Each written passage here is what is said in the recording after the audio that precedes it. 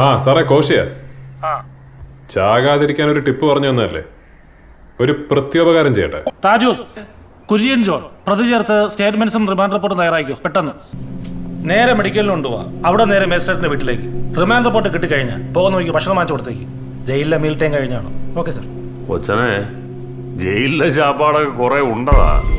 പണ്ടേ ഉണ്ടയായിരുന്ന കാലത്തുള്ള പഴക്കവാ അതുകളാ.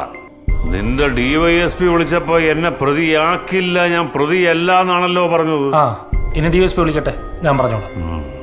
ഇതിനു നീ ഫൈൻ അടയ്ക്കേണ്ടി വരും. ആയിക്കോട്ടെ. തൽക്കാലം ഈ അയ്യപ്പൻ കോശി സീസൺ ഒന്ന് കഴിഞ്ഞോട്ടെ. അടുത്ത സീസൺ നമ്മൾ തമ്മിലാവാം, തനിക്ക് ആയുസ് ഉണ്ടെങ്കിൽ. നിനക്കും.